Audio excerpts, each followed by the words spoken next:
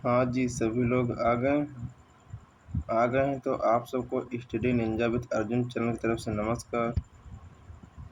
आप देख ही रहे हैं कि हमने कौन सा टॉपिक लिया है। ये टॉपिक बहुत ही महत्वपूर्ण है बोर्ड एग्ज़ाम की दृष्टि के लिए।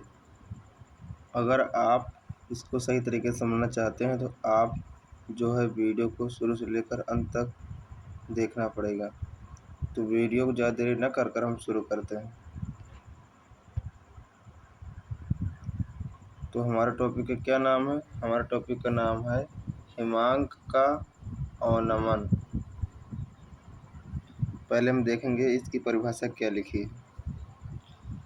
किसी विलायक के अवाष्पशील विलेय पदार्थ को घोला जाता है तो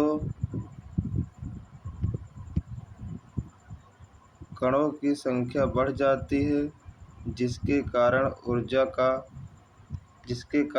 ऊर्जा कम हो जाता है, जिसके पश्चात वाष्प दाब का मान भी घट जाता है, जिसके कारण हिमांक के मान में कमी आ जाती है।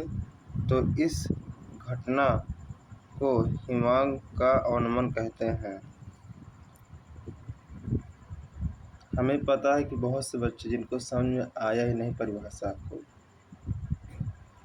तो मैं कोशिश करूँगा कि आपको चित्र के माध्यम से हिमांक का अवनमन जो परिभाषा है इसको समझाने का और समझाकर याद करवाने का। तो आइए देखते हैं चित्र के माध्यम से इसको। ध्यान से आप समझना, ठीक। पहले हमने एक गिलास लिया, ठीक। उस गिलास में हमने क्या लिया? विलायक लिया। आप जानते हैं कि विलायक जो होता है,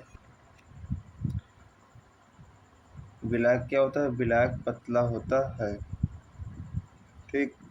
फिर उसमें क्या मिला देंगे? फिर उसमें मिला देंगे जो है अवाष्पशील विलेय पदार्थ। फिर जो है अवाष्पशील विलेय पदार्थ को जब विलायक में घोलेंगे तो ये क्या हो जाएगा?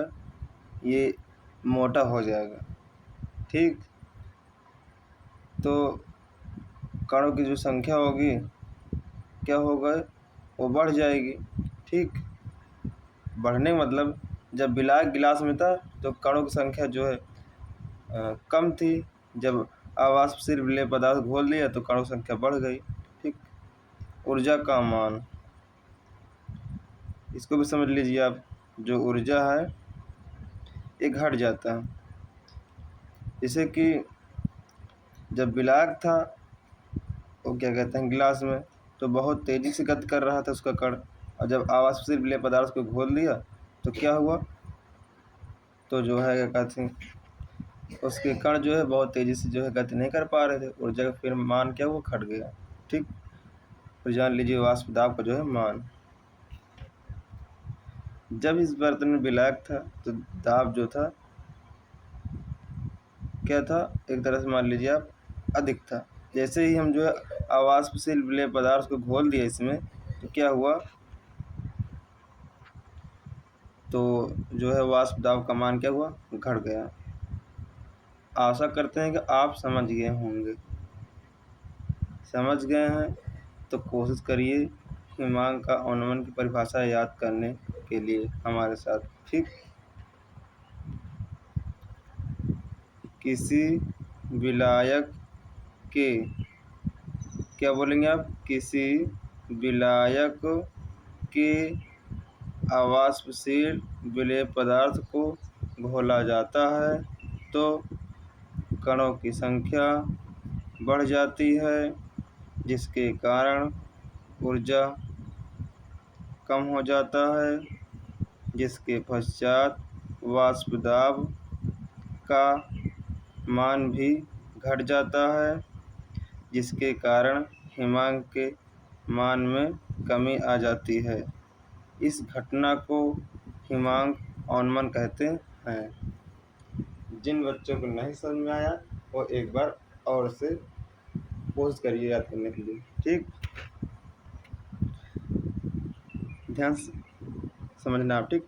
किसी विलायक के अवाष्पशील विलेय पदार्थ को घोला जाता है तो कणों की संख्या बढ़ जाती है, जिसके कारण ऊर्जा कम हो जाता है, जिसके पश्चात वाष्प दाब का मान भी घट जाता है, जिसके कारण हिमांक के मान में कमी आ जाती है। तो इस घटना को हिमांक का अवनमन कहते हैं।